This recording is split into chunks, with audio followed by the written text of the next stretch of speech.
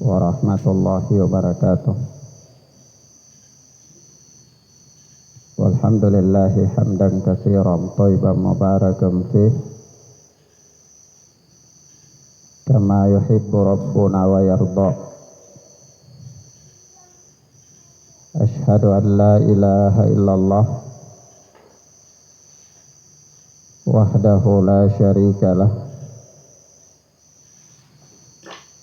wa ashhadu anna Muhammadan abduhu wa rasuluh sallallahu alaihi wa ala alihi wa ashabihi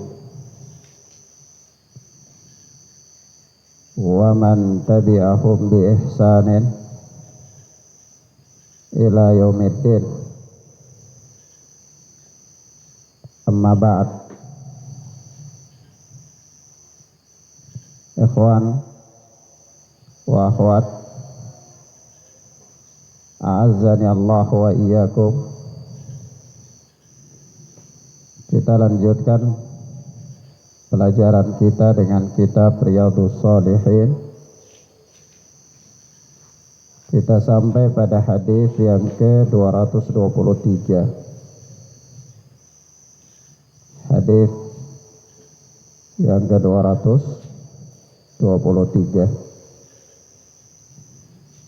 Ini berkata Imam An-Nawawi rahimana wa rahimahullah, wa an Abi Hurairah radhiyallahu anhu anna Rasulullah sallallahu alaihi wasallam qala, dan dari Abu Hurairah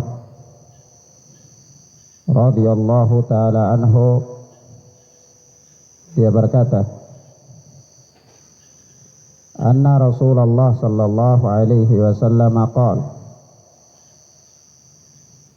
bahwa Rasulullah sallallahu alaihi wasallam bersabda,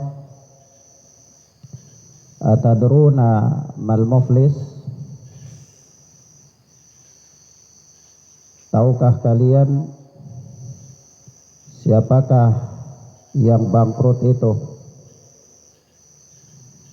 Atadruna mal muflis, tahukah kalian siapakah yang bangkrut itu?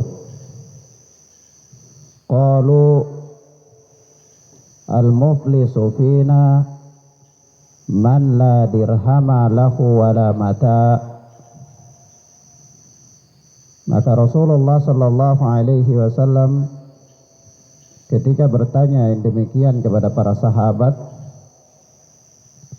maka para sahabat pun menjawab, qalu al-muflisu fina man la dirhama lahu wala mata.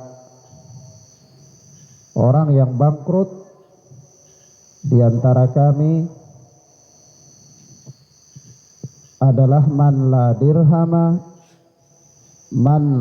dirhama lahu wala mata, yaitu orang yang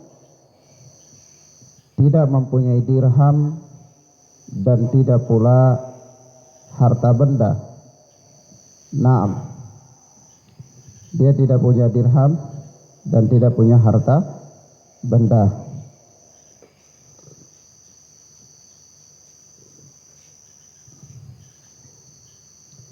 Faqal, maka Nabi sallallahu alaihi wasallam bersabda, innal muflis min ummati man ya'ti yaumal qiyamati bi salatin wa siyamin wa zakatin. Sesungguhnya orang yang bangkrut dari umatku adalah orang yang datang pada hari kiamat dengan membawa pahala salat, puasa, dan zakat. Wa ya'ti qad syatama hadha wa qadafa hadha wa akala mala hadha. Akan tetapi dia datang,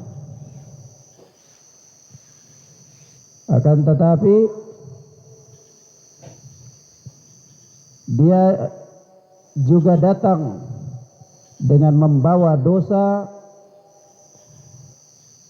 Syatama hadha, telah mencela si fulan. Wa qadafa hadha, dan menuduh si fulan. Wa akala mala hadha, dan telah memakan harta si fulan dengan cara yang tidak benar, dan memakan harta si fulan dengan cara yang tidak benar. Wa safaka dama hadha wa daraba hadha, dan juga telah menumpahkan darah si fulan dan memukul si fulan. Fa yu'ta hadha min hasanatih wa hadha min hasanatih, fa in faniyat hasanatuhu qabla an yuqdama alaih ukhidha min khatayahu faturihat alaih fa thumma turiha fin nar. Kata Nabi sallallahu alaihi wa alihi wasallam, fa yu'ta hadha min hasanatih, maka kemudian pahala kebaikannya diberikan kepada si fulan. Wa hadha min hasanatih,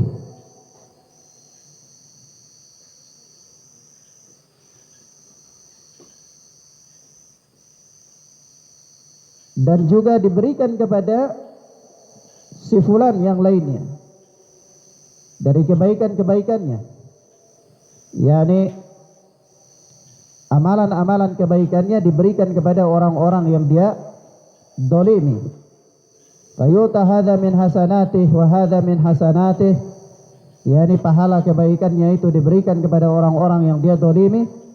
Fa in faniyat hasanatuhu qabla an yuqdama alaih, sehingga apabila pahalanya habis, pahala kebaikannya habis sebelum menutupi kedolimannya, ukhidha min khatayahum faturihat alaih, maka diambillah dosa-dosa mereka lalu diberikan kepadanya. Dosa-dosa mereka maksudnya dosa-dosa orang yang dia dolimi, orang yang dia celah, orang yang dia tuduh, orang yang dia makan hartanya dengan cara yang tidak benar, orang yang dia tumpahkan darahnya, orang yang dia pukul, ya, maka diambil dosa-dosa mereka lalu diberikan kepadanya, Thumma turiha finnar, kemudian setelah itu dia dilemparkan ke dalam neraka, karena pahala kebaikannya habis, yang ada hanya dosa-dosa yang dia ambil dari dosa-dosa orang lain dipikulkan kepadanya atas kedoliman dia, maka orang ini akhirnya bangkrut, maka dilemparkan ke dalam neraka. Kata Imam Nawawi, rawahu Muslim. Hadis ini diriwayatkan oleh Imam Muslim rahimana wa rahimahullah.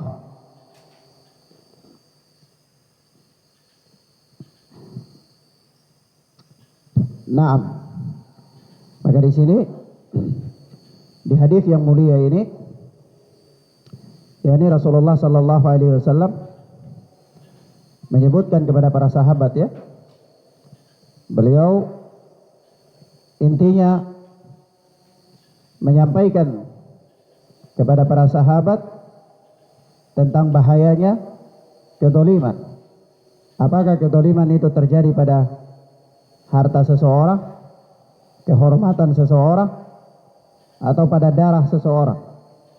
Apakah kehormatan dilecehkan dengan dicela atau dituduh, ataukah darahnya dilecehkan dengan ditumpahkan dengan cara yang tidak benar, ataukah hartanya dirampas dengan cara yang tidak benar?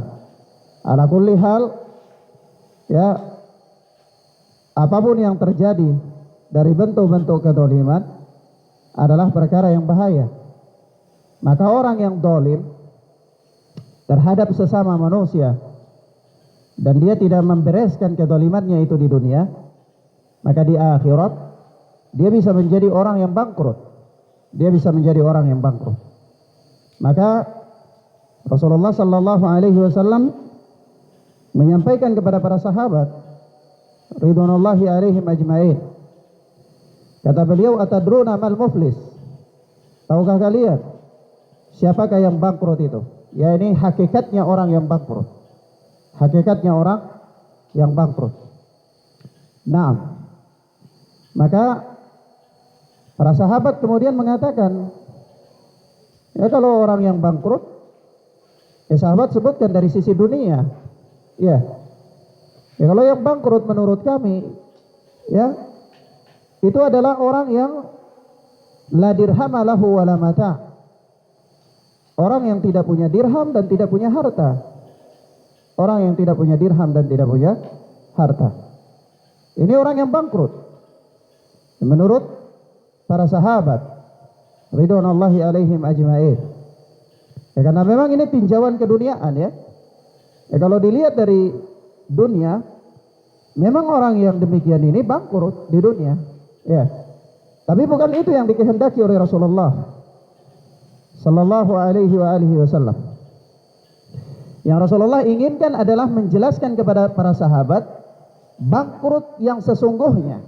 Bangkrut, ya, sesungguhnya. Maka Rasulullah katakan, innal muflisa min ummati, sesungguhnya orang yang bangkrut dari umatku itu, man ya'ti yaumal qiyamati bi salatin wa siyamin wa zakatin, adalah orang yang datang pada hari kiamat dengan membawa pahala salat, puasa, dan zakat. Orang ini dia sudah punya keuntungan, ya, punya pahala puasa, pahala zakat, pahala salat, dia punya keuntungan, ya. Namun akhirnya keuntungan itu habis.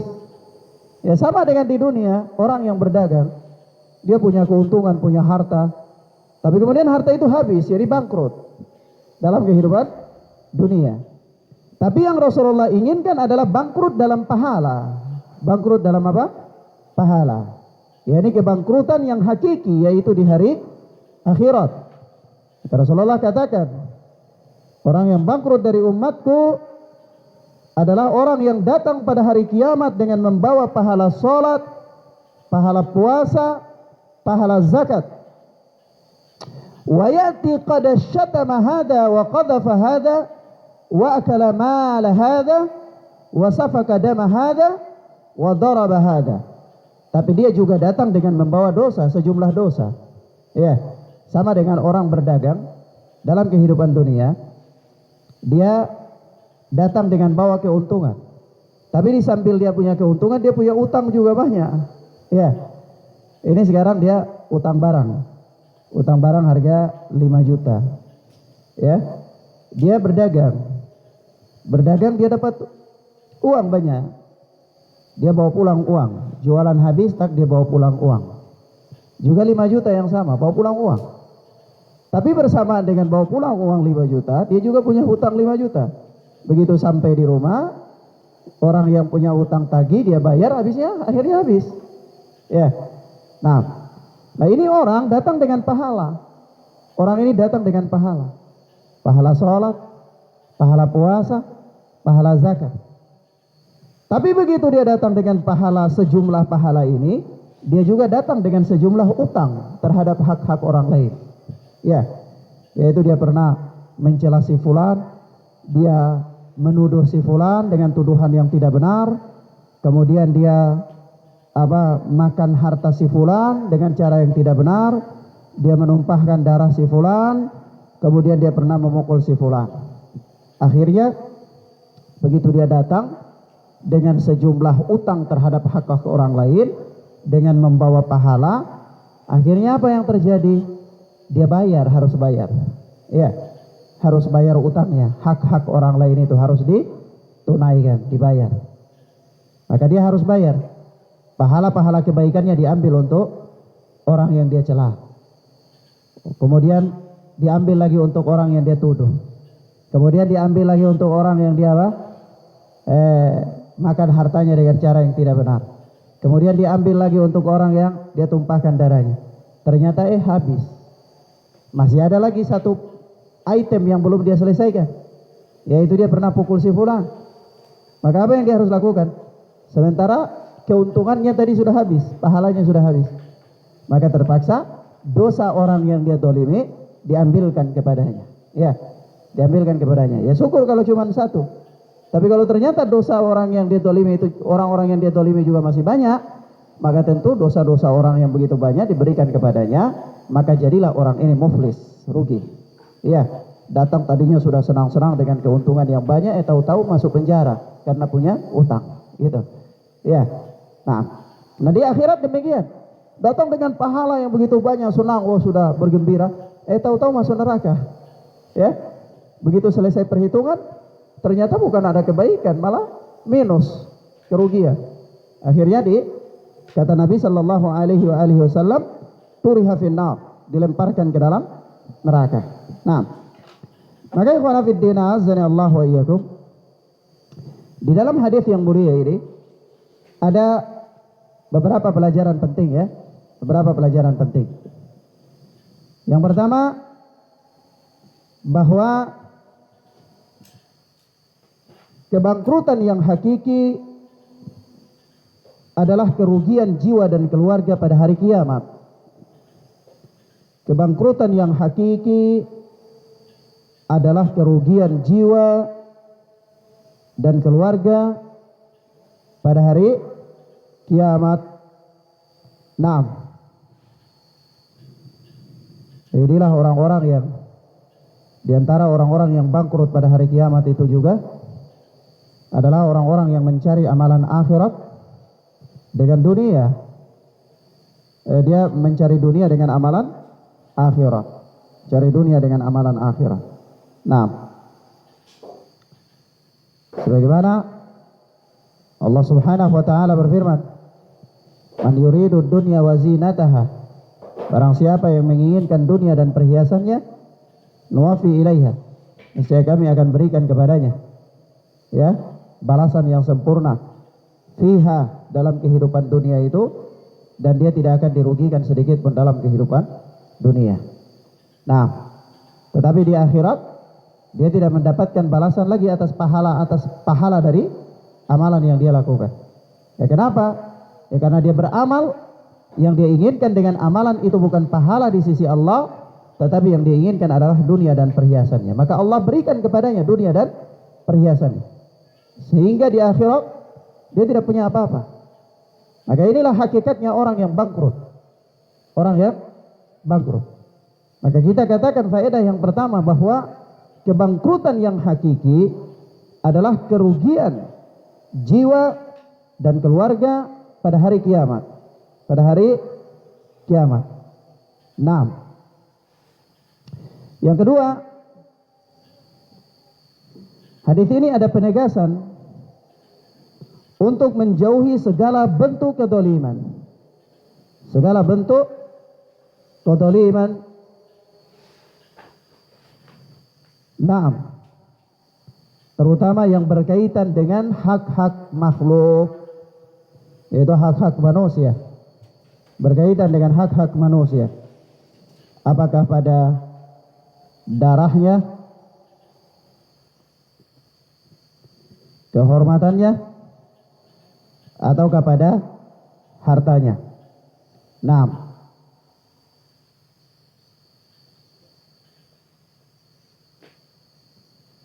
kemudian faedah yang berikut, bahwa di hari kiamat Allah Subhanahu wa taala akan menegakkan keadilan dengan seadil-adilnya. Allah Azza wa Jalla akan menegakkan keadilan dengan seadil-adilnya. Nah, maka ketika itu semua hak-hak hamba akan dikembalikan kepadanya. Semua hak-hak hamba akan dikembalikan kepadanya. Nah, jadi kalaulah Waalaikumsalam warahmatullahi wabarakatuh. Di dunia seseorang dia merasa didolimi, haknya dirampas atau diambil orang-orang lain, ya sudah di dunia. Ya kalau dia tidak sanggup untuk mengembalikannya, ya sudah tidak apa-apa. Kenapa? Karena nanti di akhirat semua hak itu akan dikembalikan kepada ahlinya. Semua apa? Hak akan dikembalikan kepada ahli. Sebab itu orang yang terdolimi, orang yang dirampas haknya, hartanya, di hari kiamat akan dibalas, akan ditunaikan, dikembalikan. Akan kembalikan. Orang yang jiwanya darahnya ditumpahkan di hari kiamat akan diperhitungkan di hadapan Allah. Orang yang pernah dianiaya, pernah dituduh dengan cara yang tidak benar, tuduhan dusta, atau kemudian orang yang difitnah, kemudian orang yang dicaci, dicerca, semuanya akan ditegakkan keadilan pada hari kiamat. Nah, maka inilah hakikatnya orang yang bangkrut. Sekali lagi, hakikatnya orang yang bangkrut. Dia datang dengan pahala yang begitu banyak, tapi kemudian juga dia datang dengan hak-hak orang lain begitu banyak yang dia dolimi. Ya, sehingga pahala-pahalanya diberikan kepada mereka. Ya, dia bayar utang mereka. Ya, dia bayar hak-hak mereka dengan pahala-pahala kebaikan yang dia lakukan. Dan juga apa? Kalau seandainya habis pahala kebaikannya, maka dosa-dosa orang itu diambil kepadanya. Maka ini apa? Kebangkrutan yang hakiki. Kenapa begitu? Karena keadilan Allah Maha Adil pada hari kiamat. Ya.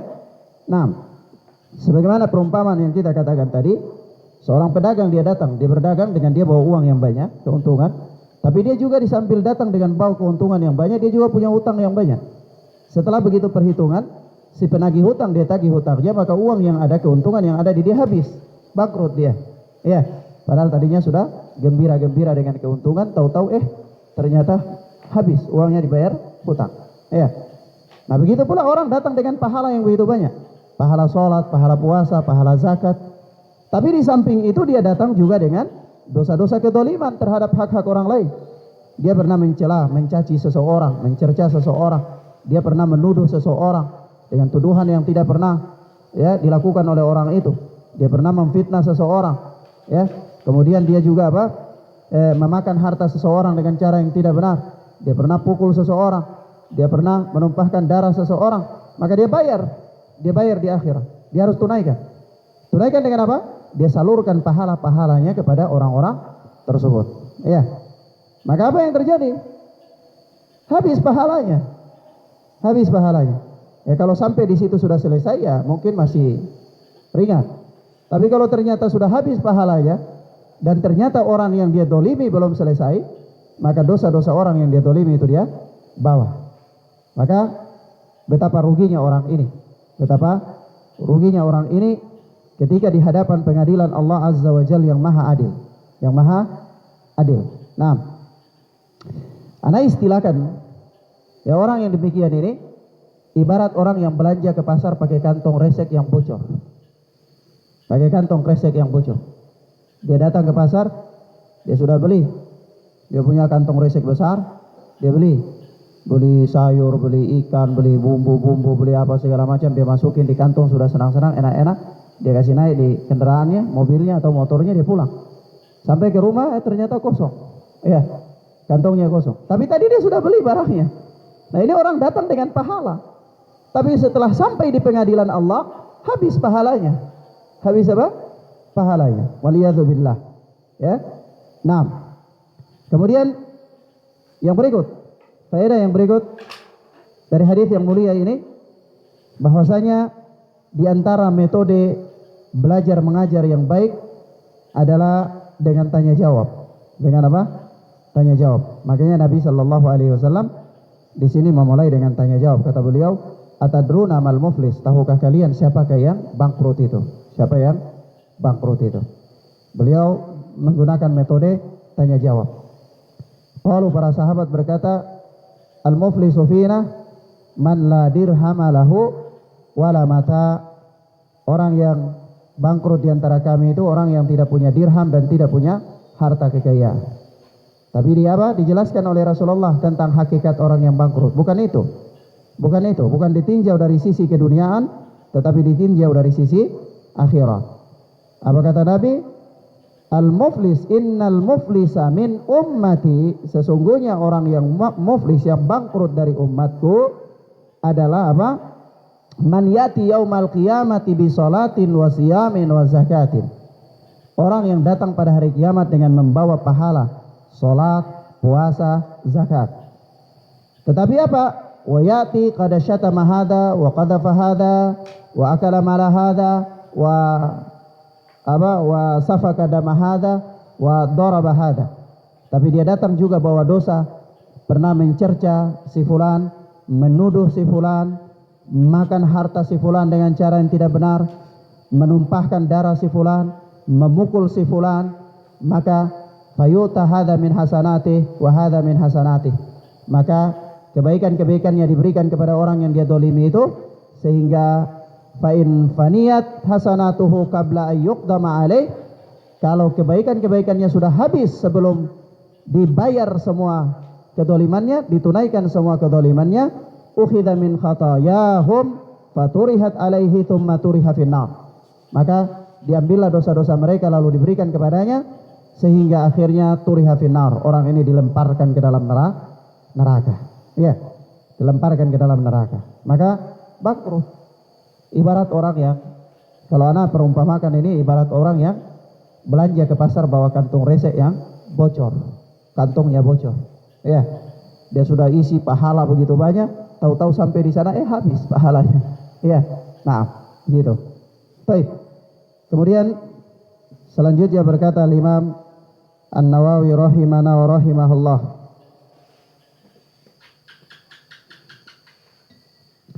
Wa an Ummi Salamah radhiyallahu anha anna Rasulullah sallallahu alaihi wasallam. Salah beri harakat ini. Dicetakan. Baik. An Ummi Salamah radhiyallahu taala anha, dan dari Ummu Salamah yang Allah telah meridainya. Ummu Salamah adalah salah seorang ummahatul mukminin, ya. Salah seorang daripada ummul mukminin, ya, ibu-ibu kaum mukminin, salah seorang dari istri-istri Rasulullah sallallahu alaihi wasallam, wanita yang cantik jelita, wanita yang pemahamannya terhadap agama mendalam, dan wanita yang paling pandai memberikan motivasi kepada anak-anaknya untuk berjuang, berjihad di jalan Allah, dan juga wanita yang paling pandai menenangkan anak-anaknya, ya. Paling pandai apa? Menenangkan anak-anaknya. Nah, ya, Ummu Salamah radhiyallahu taala anha, seorang wanita yang luar biasa perjuangannya ketika dia hijrah, ya.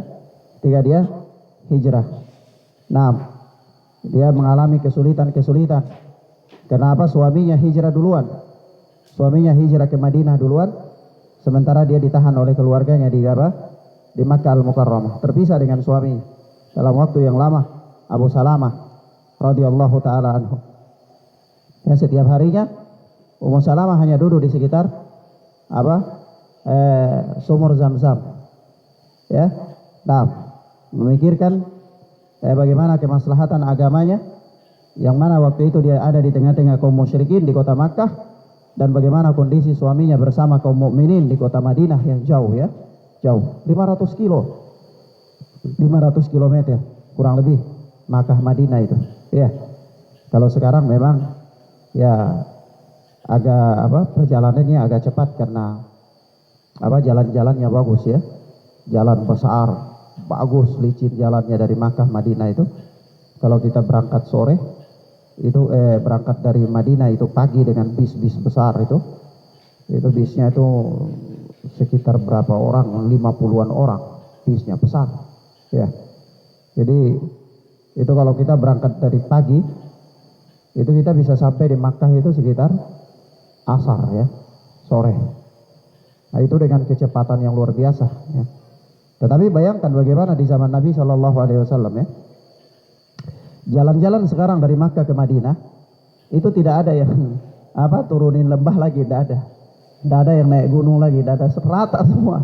Jadi kalau jalan itu pas ketemu lembah, ya sudah dibikin jembatan tuh gitu, tidak ada gusur-gusur, langsung begitu dari satu puncak gunung ke puncak gunung yang lain, insya Allah ya. Jadi rata jalannya. Kalau dulu bayangkan ya, Rasulullah dan para sahabat berhijrah itu turunin lembah, mendaki gunung ya. Nah, jadi perjalanan dari Makkah ke Madinah itu berbulan-bulan. Kalau suatu saat Allah berikan antum rizki ya, barangkali ya Allah mudahkan antum untuk lakukan perjalanan umroh atau haji, antum akan lihat sepanjang perjalanan itu. Dan coba bayangkan bagaimana beratnya perjuangan Rasulullah Sallallahu Alaihi Wasallam dan para sahabat ketika lakukan hijrah itu dari Makkah ke Madinah ya. Subhanallah, luar biasa sekali perjalanannya, berat. Nah, Ummu Salamah radhiyallahu taala anha berkata, anna Rasulullah sallallahu alaihi wasallam qala, bahwa Rasulullah sallallahu alaihi wa alihi wasallam bersabda, innama ana basyarun wa innakum takhtasimuna ilayya wa la'alla ba'dakum an yakuna alhana bi hujjatihi min ba'd fa'aqdiya lahu binahwi ma asma' faman qadaitu lahu bihaqqi akhihi fa innama aqta'u lahu qit'atan minan nar. Innama ana bashar, sesungguhnya aku hanyalah manusia biasa, kata Nabi sallallahu alaihi wasallam bersabda, sesungguhnya aku hanyalah manusia biasa. Wa innakum takhtasimuna ilayya, dan sesungguhnya kalian itu berdebat di hadapanku, maksudnya di sini mengadukan persoalan ya. Kalian mengadukan persoalan di hadapanku, persengketaan ya. Kalian mengadukan persengketaan kepadaku. Wala'alla ba'dakum ayyakuna alhana bihujjatihi min ba'd.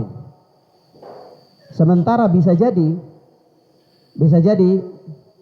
di antara kalian ada orang yang lebih pandai berhujjah, lebih pandai berargumen dari sebahagian yang lain. Iya. Jadi kalau orang berperkara, itu bisa jadi ya, di sebagian orang lebih pandai untuk berargumen dari orang yang lain. Bisa jadi ya. Nah, fa'aqdi lahu binahwi ma asma', maka aku memutuskan kepadanya, atau sehingga aku memutuskan kepadanya berdasarkan apa yang aku dengar. Jadi aku memenangkan dia ya, memenangkan orang yang pandai berargumen. Jadi di pengadilan itu kadang-kadang walaupun orang salah, tapi kalau dia pandai berargumen ya dia bisa menang. Ya. Dia bisa memutarbalikkan fakta ya, atau dia bisa sedemikianlah adanya. Maka kata Rasulullah di sini, wala'alla ba'dakum ayyakuna alhana bihujjatihi min ba'din. Ya. Ya bisa jadi sebagian kalian itu lebih pandai dalam berargumen daripada sebagian yang lain. Sehingga apa yang terjadi? Fa'aqdiya lahu binahwi ma asma'. Maka aku memenangkan dia berdasarkan apa yang aku dengar. Ya kan Nabi kan tidak tahu perkara gaib ya. Jadi yang Nabi dengar itu argumen saja. Jadi argumen siapa yang lebih kuat ya Nabi menangkan dia. Kan begitu dohirnya. Ya. Nah, tidak bisa bilang ya benar dia bicara begini tapi hatinya sabar. Kita bukan menghukumi hati. Ya. Kalau soal menghukumi hati ya nanti kita belajar bedah ya. Jadi dokter bedah supaya kita bedah hati manusia, kita lihat di dalam hatinya itu bagaimana, benar. Ya. Tapi di sini tidak. Ya, ini hukum berdasarkan dohir. Siapa yang pandai berhujah ya sudah. Ya, Anda yang kalah merasa terdolimi ya mengadu kepada Allah. Ya, nanti juga di akhirat pasti dibalas. Ya kan? Nah, kalau di dunia antum didolimi, sementara antum tidak bisa ngapa-ngapain karena kalah di pengadilan, nggak pandai berhujah, ya sudah serahkan kepada Allah. Nanti di hari akhirat antum akan dapatkan pahalanya, akan dapatkan manfaatnya. Dan orang yang demikian, yang dolim, yang menang dengan cara yang tidak benar, ya dia nanti akan dihukum oleh Allah. Ya, akan dihukum oleh Allah. Inilah membutuhkan keridhaan terhadap takdir Allah, ya. Manusia itu harus benar-benar ridho terhadap semua yang terjadi terhadap dirinya, yang enak maupun yang tidak enak, ya. Nah, ya kadang-kadang hak kita harus dirampas oleh orang lain dalam keadaan kita tidak bisa berbuat apa-apa, iya kan? Tapi apakah itu takdir? Iya takdir, itu takdir, ya. Nah, untuk apa? Ya Allah sediakan pahala yang besar di balik itu untuk kita, ya. Ridho atau tidak kita dengan takdir Allah Azza wa Jalla. Nah, maka kata Nabi sallallahu alaihi wasallam, fa'aqdiya lahu binahwi ma asma'. Maka aku menangkan dia berdasarkan apa yang aku dengar. Tapi Nabi beri peringatan. Apa peringatan Nabi? Faman qadaitu lahu bihaqqi akhihi. Barang siapa yang aku menangkan dia dengan hak saudaranya, yakni ya Nabi karena dengar dia pandai berargumen, Nabi mengambil argumennya sehingga dia menang, tapi sesungguhnya dia rampas itu harta orang lain, ya. Dia rampas harta orang lain karena dia menang itu bukan hakikatnya punya dia, tapi karena dia pandai bersilat lidah, ya. Nah, maka kata Nabi sallallahu alaihi wasallam, barang siapa yang aku menangkan dia, ya, dengan mengambil hak saudaranya, fa inna ma aqta'u lahu qit'atan minan nar. Maka sesungguhnya aku telah memberinya sepotong dari potongan api neraka. Setelah memberinya sepotong dari potongan api neraka. Makanya kalau bukan punya, walaupun menang dalam berargumen, tapi kalau bukan punya ya sudah, jangan, tidak bisa, ini bukan punya saya, maaf, ya. Karena walaupun menang dalam berargumen, tapi kalau bukan punya ya sama saja dengan mengambil sepotong api neraka, ya. Sama dengan mengambil sepotong api neraka. Maka ini bahaya, sangat bahaya. Ini kembali kepada kejujuran orang-orang yang bertikai, ya. Kembali kepada kejujuran orang-orang yang bertikai. Yang dia punya dia katakan dia punya, yang bukan dia punya dia katakan bukan dia punya, ya. Nah, kata Imam Nawawi rahimahullah, muttafaqun alaih. Hadis ini dikeluarkan oleh Imam Bukhari dan Muslim dalam sahih keduanya. Hadis muttafaqun alaih. Nah, ikhwana fid din azani Allah wa iyyakum. Dalam hadis ini ada beberapa pelajaran penting, ya. Yang pertama, Rasulullah sallallahu alaihi wasallam adalah manusia biasa. Manusia biasa, sama seperti lainnya manusia. Maka beliau membutuhkan hal-hal yang bersifat manusiawi, yaitu makan, minum, pakai pakaian, ya, menikah, tidur, ya. Nah, beliau kenapa? Karena beliau adalah manusia biasa. Berlaku kepada beliau hal-hal yang bersifat manusiawi. Nah, sebab itu apa? Beliau tidak mengetahui perkara-perkara gaib. Nabi sallallahu alaihi wasallam tidak mengetahui perkara gaib. Andai Nabi tahu perkara gaib, ya ikhwan, ya, dalam banyak syariat ini tidak perlu susah-susah. Ya, karena ketika mau menentukan satu Ramadan misalnya, tidak usah susah-susah lihat hilal, Nabi tahu kok. Ya, besok sudah puasa Ramadan. Ya, Nabi tahu perkara gaib. Ya, belum muncul ini hilal, Nabi sudah tahu. Ya, nah, tapi kan tidak. Nabi harus suruh lihat itu hilal dan seterusnya. Sampai di sini pun dalam pertikaian dalam persengketaan, itu Nabi tidak tahu perkara gaib. Andai Nabi tahu perkara gaib, ya maka orang-orang yang bertikai itu Nabi tidak perlu mendengar argumen mereka, tidak perlu, karena Nabi tahu perkara gaib. Ya, oh ini kamu ini yang benar, kamu ini salah, ini kamu cuma pandai berargumen saja. Karena Nabi tahu perkara gaib. Tapi Nabi sallallahu alaihi wasallam tidak tahu perkara gaib. Nah, sebab itu sebagaimana Allah Subhanahu wa taala berfirman dalam surat Al-Kahfi ayat 110, ya, qul innama ana basyarum mithlukum yuha ilayya annama ilahukum ilahu wahid. Katakanlah sesungguhnya ana basyarum mithlukum. Saya ini manusia biasa sama seperti kalian saja. Yuha ilayya, hanya saja saya diberikan wahyu. Annama ilahukum ilahu wahid.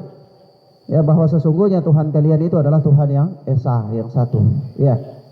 Ya Rasulullah, Perkara gaib saja Rasulullah tidak tahu, apalagi memiliki hak-hak uluhiyah. Tidak ada. Rasulullah tidak memiliki hak-hak uluhiyah, tidak bisa disembah, apalagi diminta, ya, memiliki hak-hak rububiyah misalnya, ya tidak bisa.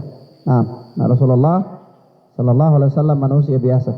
Yang membedakan Rasulullah dari manusia-manusia yang lainnya adalah karena beliau adalah orang yang dipilih oleh Allah untuk diberikan kepadanya amanah wahyu, ya. Nah, dipilih menjadi nabi dan menjadi rasul. Nah, begitu pula dalam surat apa? Al-Jin ayat 21, 23 sampai 23. Itu Allah Subhanahu wa taala berfirman, "Qul inni la amliku lakum darra wala naf'a." Katakanlah sesungguhnya, ya katakanlah, ya ini Muhammad sallallahu alaihi wasallam diperintahkan untuk mengatakan. Itu apa? Sesungguhnya inni la amliku lakum darra wala rasyada. Sesungguhnya aku tidak kuasa untuk apa? Menolak mudarat dari kalian maupun apa? Mendatangkan rasyada, mendatangkan kebaikan kepada kalian. Qul inni la yujirani minallahi ahadun walan ajida min dunihi multahada. Nah, dan katakanlah Muhammad sallallahu alaihi wasallam, sesungguhnya tidak ada sesuatu pun yang dapat melindungiku dari adab Allah. Naam. Dan aku tidak akan memperoleh tempat berlindung selain daripada Allah Azza wa Jalla. Walan ajida min dunihi multahada. Dan aku tidak mendapatkan sama sekali, tidak mendapatkan tempat berlindung selain dari Allah Azza wa Jalla. Illa balaghan min Allahi wa risalatih. Ya. Kecuali apa? Aku hanya menyampaikan peringatan dan risalah dari Allah Subhanahu wa ta'ala. Rasulullah menyampaikan risalah, Rasulullah menyampaikan peringatan, sebatas itu. Maka orang-orang yang, ya, di antara manusia ada yang mau mengambil peringatan Rasulullah, ada yang mau mengambil bimbingan Rasulullah, ada yang mau taat kepada risalah yang dibawa oleh Rasulullah. Dan ada pula manusia yang bangkang, yang menolak, ya, yang menolak. Bahkan mereka, walaupun mereka hidup bersama Nabi Sallallahu Alaihi Wasallam, walaupun mereka hidup bersama Nabi, sebab itu banyak sekali orang-orang yang hidup di sekitar Nabi Sallallahu Alaihi Wasallam adalah orang-orang munafik dan orang-orang kafir, ya, orang-orang munafik dan orang-orang kafir. Rasulullah berikan mereka peringatan, Rasulullah tunjukkan mereka kebenaran, Rasulullah bimbing mereka, ya, tapi mereka menolak. Mereka tidak mau. Nah, maka ini kembali kepada faktor pribadi orang yang berhadapan dengan dakwah itu. Ya, pribadi orang yang apa? Berhadapan dengan dakwah itu. Kalau dia orang yang bersungguh-sungguh, orang yang menerima, orang yang mendengar, orang yang patuh, maka insyaallah ta'ala dia akan menempuh jalan-jalan keselamatan.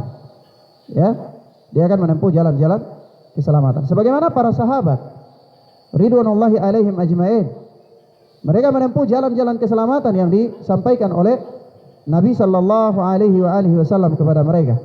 Nah, tapi di samping mereka ada orang-orang yang tidak memilih jalan itu. Di antaranya para kufar, para kafirin, para kafirun. Kemudian apa? Orang-orang munafikun, ya, dan seterusnya. Nah, kemudian ala kulli hal, ya, dalam hadis ini faedah yang paling pertama yaitu Rasulullah sallallahu alaihi wasallam adalah manusia biasa, berlaku kepada beliau sifat-sifat manusiawi, dan beliau tidak mengetahui perkara-perkara gaib. Beliau tidak mengetahui perkara-perkara apa? Gaib.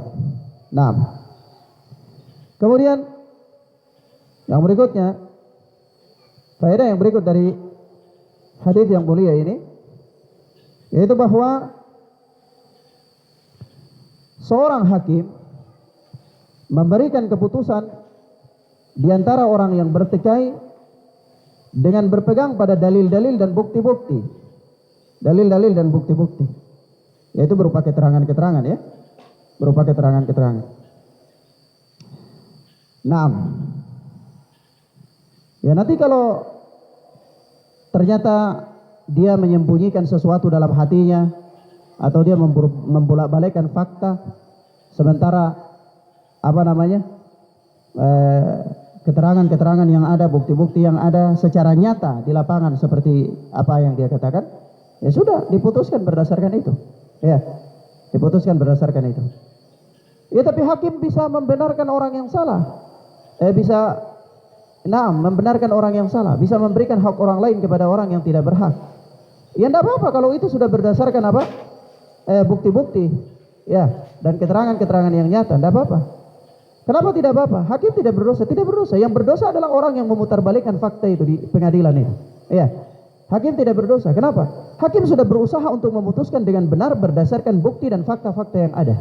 Ya, maka seorang hakim itu dia berijtihad. Ya kalau dia salah dia dapatkan satu pahala. Ya, asal memang hakim yang adil, hakim jangan disogok. Ya, kalau hakim disogok ya lain lagi ceritanya. Ya, nah, tapi kalau misalnya dia benar, ya dia dapat 2 pahala. Dia dapat 2 pahala. Nah, hakim yang benar-benar adil, hakim yang benar-benar teliti dalam memeriksa kasus, hakim yang mempelajari bukti-bukti, dalil-dalil, ya, naam, begitu. Lalu dia putuskan. Nah itulah hakim. Kalau dikatakan, oh tidak, saya tahu orang ini dia berbohong, dia bicara begini, tapi hatinya demikian. Oh itu bukan urusan kita, ya, bukan urusan kita untuk harus memeriksa hati manusia, ya. Nanti tunggulah antum berdoa kepada Allah agar Allah utus seorang utusan mungkin yang bisa mengoreksi hati manusia, ya. Hatta Nabi Shallallahu Alaihi Wasallam, saya tidak mengoreksi hati manusia. Nabi katakan apa? Innama ana bashar wa innakum takhtasimuna ilayya wa la'alla ba'dakum ay yakuna alhana bihujjatihi. Aku ini manusia biasa, tidak bisa periksa hati kalian, tidak bisa. Tidak tahu perkara gaib di balik itu. Yang aku tahu adalah keterangan dan bukti-bukti yang nyata yang kalian sampaikan. Ya, itu. Sehingga kalian bertikai, berselisih di hadapanku. Maka bisa jadi sebagian kalian lebih pandai dalam berargumen, berhujah daripada sebagian yang lain. Sehingga dia menang, yang pandai bisa menang. Ya. Nah, dan ini terjadi banyak, ya.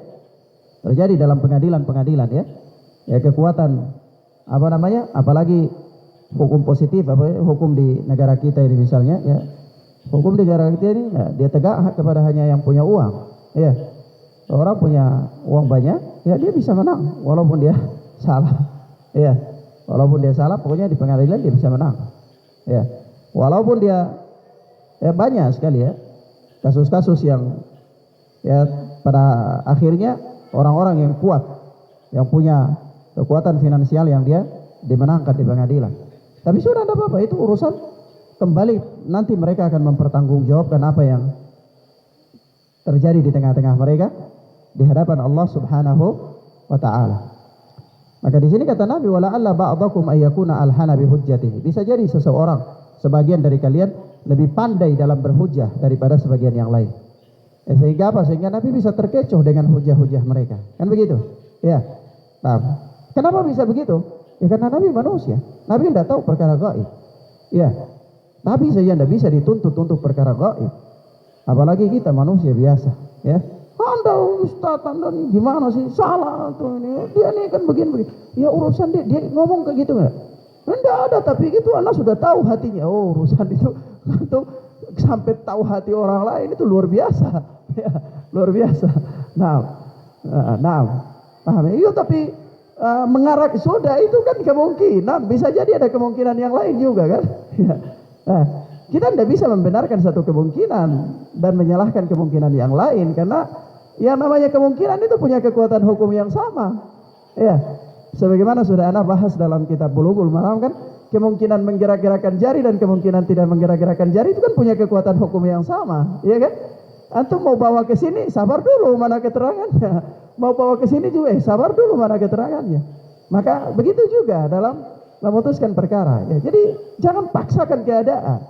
Jangan paksakan keadaan. Nah, tapi ini ya sudah, tidak usah ada tapi. Ya ini kan seorang hakim itu dia melihat kepada dalil-dalil, dia melihat kepada bukti-bukti yang nyata, yang nyata. Adapun yang di belakang layar ya sudah, itu bukan urusan dia. Ya, bukan urusan dia. Nah, baik. Kemudian yang berikut, faedah yang berikut dari hadis yang mulia ini, bahwa seorang hakim atau penguasa, dia berkewajiban untuk tidak memberikan keputusan sampai dia mendengar langsung keterangan-keterangan. Dia mendengar langsung keterangan-keterangan. Jadi dalam artian pengakuan ya dari kedua belah pihak. Jadi sebelum dia gelar perkara ya jangan dia berikan keputusan. Ya, jangan dia berikan keputusan. Kalau orang yang bertikai, dia tidak bisa berikan keputusan sampai dia gelar perkara. Kenapa? Karena itu berkaitan dengan hak orang lain. Iya. Bisa jadi berkaitan dengan harta orang lain, bisa jadi berkaitan dengan nyawa orang lain, bisa jadi berkaitan dengan harga diri orang lain. Bisa jadi. Iya kan? Nah, maka dia tidak boleh memberikan keputusan sampai dia mendengarkan pengakuan dari kedua belah pihak. Ya, ini sampai gelar perkara. Sampai gelar perkara. Sebab itu kalau ada orang yang datang mengadu kepada Nabi sallallahu alaihi wasallam di zaman Nabi, itu sebelum sampai Nabi menggelar pengadilan untuknya, sebelum sampai diadakan keputusan hukum, itu kalau hanya masih bersifat pribadi, biasanya Nabi perintahkan kembali untuk bertaubat. Iya. Misalnya, ya Rasulullah, saya rajam saya ya Rasulullah, saya telah lakukan ini dan ini dan ini. Kata Rasulullah, sudah bertaubat. Iya. Ada sampai sahabat itu ulang-ulang. Tapi kata Rasulullah, ya memang benar, mam. Ya Rasulullah, saya sudah kalau begitu gelar perkara. Nah kalau sudah gelar perkara, keputusan hakim tidak bisa lagi digugat, tidak bisa, karena berkaitan dengan hukum Allah, ya kan? Tidak bisa memberikan keringanan atau pembelaan terhadap hukum Allah, tidak bisa, kecuali sebelum digelar kasusnya, ya. Itu masih bisa suruh orangnya kembali untuk bertobat, kan hubungan dia dengan Allah, kan? Hubungan dia dengan Allah. Tapi kalau sampai sudah di pengadilan, sudah gelar, ya tidak bisa lagi. Makanya ketika ada keputusan, mau memberikan keputusan, itu tidak boleh. Hakim tidak boleh memberikan keputusan sampai dia mendengar pengakuan dari kedua belah pihak. Ya, dia harus periksa saksi-saksi dan dia teliti, harus teliti. Tidak boleh sembarangan saja. Tidak boleh misalnya ada saksi dari si A 5 orang, ada saksi dari si B juga 5 orang. Misalnya dia datangkan 5 jadi 10 orang penuh di ruangan. Lalu dia tanya, yang ini bilang begini, yang ini, akhirnya berdebat bahasa kita di sini baku melawan di dalam kantor itu. Ya, begitu dia dengar baku malam pusing, dia sudah, karena dia sudah miring kepada salah seorang, sudah keputusan kita memenangkan si fulan. Kan repot, bukan begitu cara memeriksa cara memeriksa saksi-saksi, bukan begitu. Ya, tapi ada aturan-aturannya dalam cara memeriksa saksi. Bahkan mempelajari pengakuan-pengakuan mereka, bahkan dia harus bertanya dengan pertanyaan-pertanyaan yang teliti. Kemudian dia amati jawaban-jawaban mereka, lalu dia lihat dengan fakta-fakta yang ada. Ya, dan seterusnya, sehingga kalau dia lihat ternyata jawaban orang ini menyimpang dari fakta yang ada, dia balik lagi, dia gini, kok kamu ngomongnya gini, ini faktanya gini. Nah, supaya saksi itu dia tidak ada pilihan lain bagi dia kecuali dia harus berkata yang benar. Ya, benar. Nah itu teknik mengelola permasalahan ya di pengadilan. Ya, tetapi meski demikian adanya, ya bisa saja ada orang yang memang mereka pandai sekali berargumen. Ya. Ada orang yang pandai sekali berargumen. Ya sebab itu, ya sudah. Yang penting seorang hakim dia sudah mendengarkan pengakuan dari kedua belah pihak.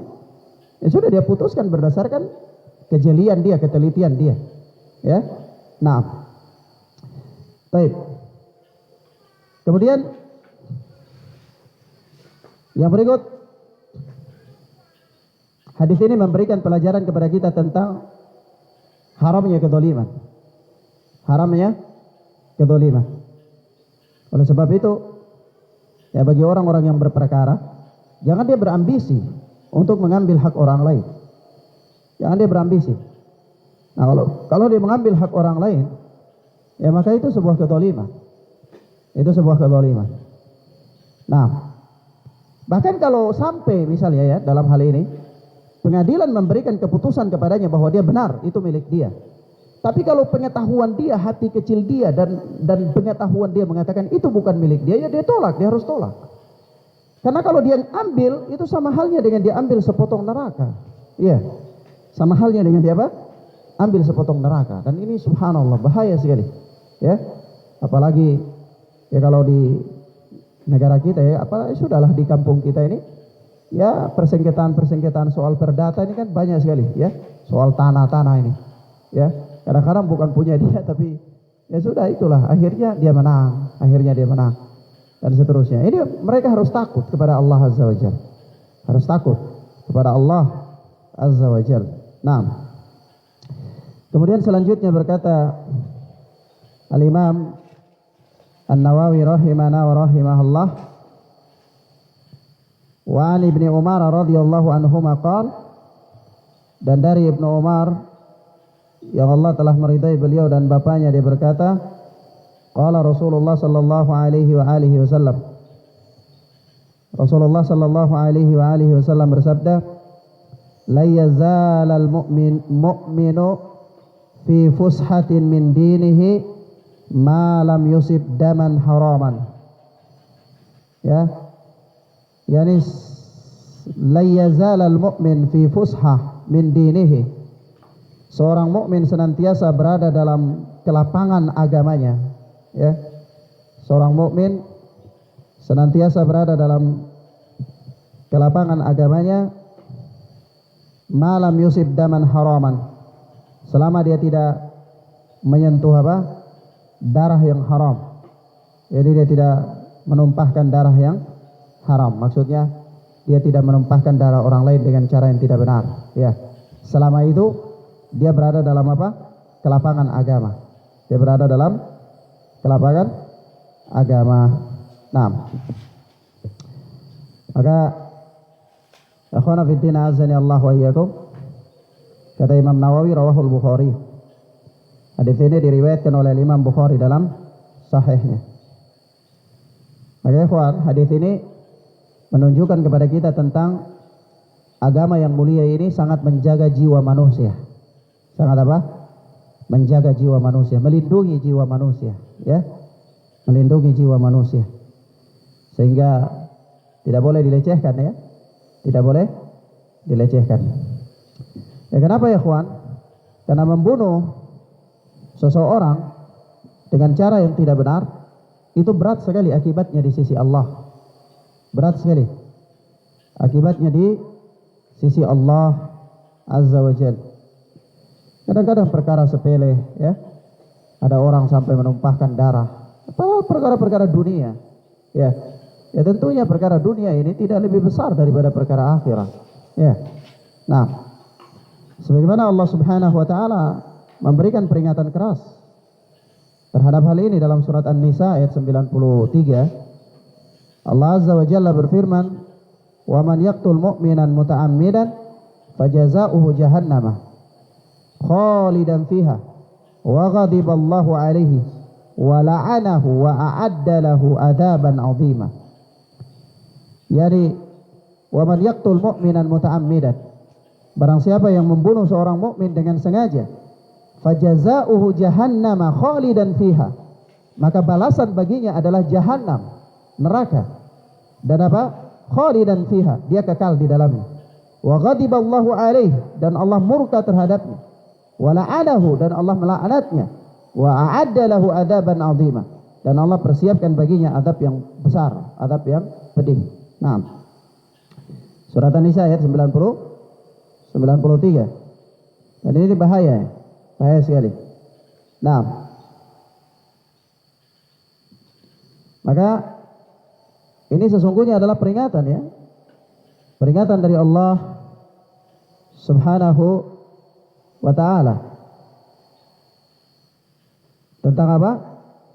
Tentang bahayanya menumpahkan darah seseorang, mendolimi jiwa seseorang, ya. Nah, maka dari itu Islam atau syariat yang mulia ini sangat melindungi apa? Jiwa manusia, terutama jiwa kaum mukminin, ya. Jiwa kaum mukminin. Nah, Selanjutnya berkata Al-Imam An-Nawawi rahimana wa rahimahullah, an Khawlah binti Amir Al-Ansariyah radhiyallahu taala anha wa hiya imra'atu Hamzah radhiyallahu anhu. Dan dari Khawlah binti Amir Al-Ansariyah, Khawlah binti Amir Al-Ansariyah radhiyallahu ta'ala anha, dan dia adalah istrinya Hamzah radhiyallahu anhu. Ya, wa hiya imra'atu Hamzah radhiyallahu anhum. Dia adalah istrinya Hamzah radhiyallahu anhu. Naam.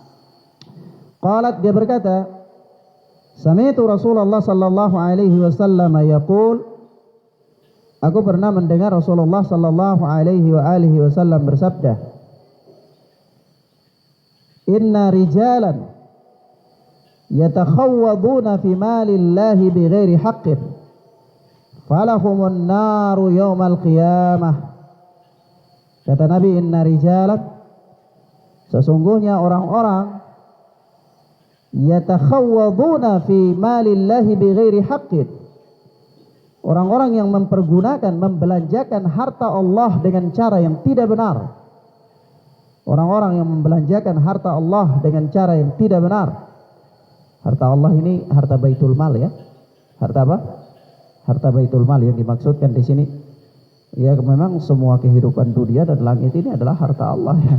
Tetapi yang dimaksudkan dalam hadis ini adalah harta baitul mal. Nah. Jadi inna rijalan yatakhawwaduna fi malillahi bighairi haqqin, sesungguhnya orang-orang yang membelanjakan harta Allah, harta baitul mal dengan cara yang tidak benar, falahumun naru yaumal qiyamah, maka bagi mereka neraka pada hari kiamat. Bagi mereka neraka pada hari kiamat. Naam. Dari Imam Nawawi rawahul Bukhari. Hadis ini diriwayatkan oleh Imam Bukhari rahimana wa rahimahullah di dalam sahihnya. Ikhwana fiddin azani Allah wa iyyakum. Di dalam hadis ini ada beberapa pelajaran penting, ya. Ada beberapa pelajaran penting. Yang pertama, hadis ini menunjukkan kepada kita tentang larangan membelanjakan harta baitul mal, ya, dengan cara yang tidak benar. Harta baitul mal, yakni harta kaum muslimin, dengan cara yang tidak benar.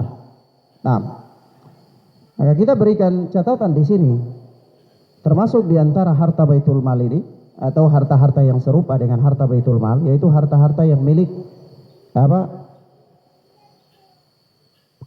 harta yang masih bersifat umum, ya, milik manusia secara umum. Apa bahasa bagusnya, seperti harta-harta yayasan, ya. Itu kan harta umum manusia, ya. Harta yayasan, harta panti asuhan, ya. Itu bukan harta kepemilikan pribadi. Bukan harta apa? Kepemilikan pribadi. Jadi tidak boleh dimanfaatkan oleh seseorang secara pribadi atau dimonopoli oleh seseorang, misalnya oleh pendiri yayasan atau oleh ketua yayasan misalnya, ya. Atau bahkan diwariskan kepada anak cucunya dari pendiri yayasan itu. Tidak boleh. Karena ini bukan harta bersifat pribadi. Ya, bukan bersifat pribadi. Karena itu harta-harta yang bersifat umum. Harta umat, apalagi yayasan-yayasan itu dikelola dengan harta umat. Ya. Misalnya kita mau bikin sekolah tapi hartanya dari umat, bangunannya, ya. Kemudian fasilitasnya, kemudian nanti sudah kayak begitu, ya, kita kelola dengan harta umat pula, ya. Nah, ini semua harta umat, ini harta manusia banyak, tidak boleh dijadikan untuk kepemilikan secara pribadi, paham, ya? Tidak boleh. Dan ini bahaya sekali, subhanallah, bahaya. Inilah bahayanya kerusakan yayasan-yayasan, ya. Dan keumumannya orang-orang yang mendirikan yayasan-yayasan atau menggunakan yayasan-yayasan, itu target mereka itu ini, fulus, dana-dana ini. Ya, apalagi pemerintah memberikan dana misalnya dari panti sosial, ya. Kemudian belum lagi kalau dia menyelenggarakan pendidikan yang mungkin dari dana-dana pos, ya, dan seterusnya. Ini yang mereka kejar. Maka kita katakan kepada mereka, ittaqullah, bertakwa kepada Allah Azza wa Jalla. Ya, kenapa? Karena Rasulullah mengatakan inna rijalan yatakhawwaduna fi malillahi bighairi haqqin falahumun naru yaumal qiyamah. Sesungguhnya orang-orang yang membelanjakan harta umat ya dengan cara yang tidak benar, maka bagi mereka neraka. Maka bagi mereka neraka. Maka kalau seandainya seorang dia ingin menjadi pelayan terhadap umat, ya maka dia harus melayani umat. Dia melayani. Ya, kadang-kadang kita ini ya merasa bangga kalau kita ya melayani umat, tetapi justru kita dilayani.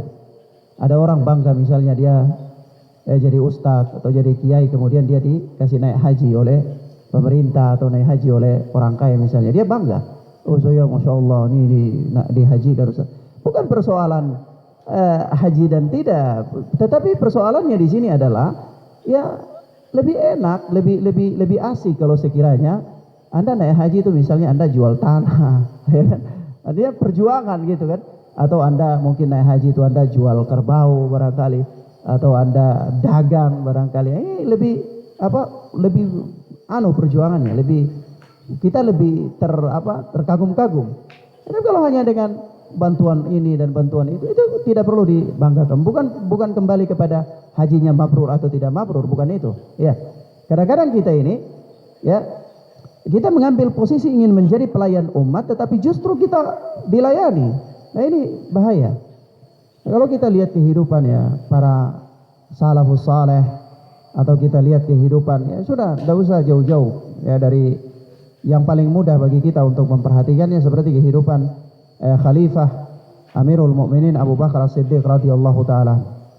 Abu Bakar As-Siddiq itu khalifah, manusia terbaik setelah Nabi sallallahu alaihi wasallam, dan memegang tampuk kekuasaan setelah Rasulullah wafat, mengurus urusan kaum muslimin. Iya. Setelah apa? Rasulullah sallallahu alaihi wasallam wafat, segala keputusan yang berkaitan dengan agama ini itu waktu itu dikendalikan oleh Abu Bakar As-Siddiq radhiyallahu taala. Tapi apa yang terjadi? Abu Bakar As-Siddiq berkeliling dari lorong-lorong, dari rumah ke rumah, itu bawa bantuan-bantuan, makanan-makanan dan seterusnya. Benar-benar dia melayani umat. Iya. Begitu juga Umar bin Khattab radhiyallahu taala an. Ya dia apa? Dia sampai berkeliling di perkampungan itu malam untuk mendengar bagaimana ya kondisi rakyatnya itu. Nah, benar-benar melayani, bukan kemudian ya dilayani. Nah, ini persoalan. Ya kadang-kadang, dan bukan hanya itu. Kita lihat keluarga-keluarga mereka berjuang. Ya, istri-istri mereka berjuang untuk melayani. Ya kita baru alhamdulillah ya paling ya perjuangan kita ya baru sekedar ya masa-masa kacang hijau lah untuk hari Jumat. Ya, ini belum seberapa perjuangannya. Ya. Nah, belum seberapa. Tapi ya ikhwana fid din azani Allah wa iyyakum, ya para ulama ya benar-benar mereka memfungsikan kondisi mereka. Kadang-kadang kita ini ikhwan mengurus urusan umat, tetapi justru yang kita makmurkan diri kita daripada umat. Ini masalah di sini. Ya. Sehingga kita lihat masya Allah kadang-kadang mudir-mudir pesantren-pesantren, masya Allah sehat, gemuk, besar. Tapi ya, kalau kita tanya dia bilang ya ini nikmat Allah, nikmat Islam Ustaz. Kalau nikmat Islam ya alhamdulillah saja nikmat Islam. Tapi jangan sampai nikmat dana Baitul Mal, ini yang jadi masalah. Ya, dana yayasan dan seterusnya. Maka para ustadz lebih senang kalau ngajar di yayasan-yayasan, lebih senang kalau dirikan yayasan-yayasan. Maka ya ini penyakit sebenarnya, penyakit. Ya, penyakit terhadap para dai di zaman ini. Ya, banyak mahasiswa mereka pulang ya dengan gelar-gelar yang luar biasa, LC, MA, doktor, nilai-nilai terbaik, cum laude 1 dan seterusnya ya. Masya Allah. Tetapi ketika pulang ya lebih senang kalau dirikan sekolah. Ya, dirikan sekolah. Sudah begitu dirikan sekolah, bangun sekolahnya dengan harta umat, begitu siswa mau masuk bayarannya mahal. Ya, sudah bayarannya mahal, SPP-nya juga mahal. Padahal ini kan punya umat. Ya. Nah, maka subhanallah. Ya, padahal ikhwan fillah azani Allah wa iyyakum, berapa banyak dari ya tidak usah jauh-jauh lah ke luar negeri, di Republik kita ini saja, Indonesia ini, kepulauan Indonesia ini. Sekarang ada berapa provinsi? Mungkin ada 30-an lebih ya. Kurang lebih 30 lebih ya, kalau Anda tidak tahu kan. Saya tahu ya, yang Anda tahu itu cuma 27 provinsi. Sekarang ya sudah tambah lah. Ya. Maka provinsi yang begini banyak di Republik Indonesia ini, ya negara kepulauan ya, kabupaten-kabupaten yang begitu luas, wilayah-wilayah kecamatan, desa-desa dan seterusnya tidak tersentuh oleh dakwah. Tidak tersentuh oleh dakwah. Kenapa para mubalik dan para duat, para dai ini, mereka ketika pulang ya belajar dengan segala fasilitas, ya, mereka tidak kembali ke kampung-kampung mereka atau tidak datang ke pelosok-pelosok untuk menyebarkan agama, dakwah ini. Dan mereka justru memberikan kesempatan supaya para misionaris masuk. Ya. Sampai kita lihat di Papua, ya, ramai dengan para misionaris sampai di gunung-gunung. Kita lihat di Yogyakarta di Gunung Kidul, ya, Wonosari. Sampai di pelosok-pelosok kita lihat gereja besar-besar. Lalu mana para dai yang setiap tahun mengeluarkan universitas-universitas Islam mengeluarkan mahasiswa-mahasiswa terbaik? Ternyata kita dapati mereka lagi ngumpul di yayasan, ya, lagi ngumpul di sekolah ini, lagi ngumpul di yayasan ini, lagi la haula wala quwata illa billah. Ini musibah, ya. Maka kita kembali memperingatkan diri kita. Ya, ketika kita telah menjadi pelayan, maka benar-benar kita melayani. Jangan kita menyandang nama pelayan umat, tetapi justru kita dilayani. Hati-hati dalam menggunakan harta umat. Kenapa kata Rasulullah Sallallahu Alaihi Wasallam, Inna rijalan yatakhawwaduna fi malillahi bighairi haqq. Sesungguhnya orang-orang yang mempergunakan harta umat, harta Allah, harta baitul mal dengan cara yang tidak benar, falahumun naru yaumal qiyamah. Maka neraka bagi mereka pada hari kiamat. Neraka bagi mereka pada hari kiamat. Naam. Wallahu ta'ala a'lam bis-shawab. Demikian ikhwan fillah azani Allah wa iyyakum.